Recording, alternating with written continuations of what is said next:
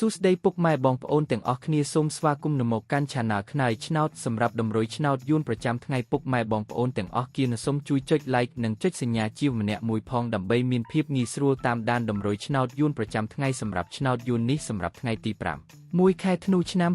2025ចឹងកុំឲ្យខាតពេលវេលាពុកម៉ែបងប្អូនយូរយើងចូលមកមើលតម្រុយឆ្នោតយើងវិញតែម្ដងទៅសម្រាប់លេខតូចចែកមិនមាន3គ្រាប់គឺលេខ31 20និង49សម្រាប់លេខតូចពុកម៉ែបងប្អូននិងតម្រុយលេខធំ admin មាន3លេខដែរគឺលេខ135គុណ872គុណនិងលេខ032គុណសម្រាប់ប៉ុស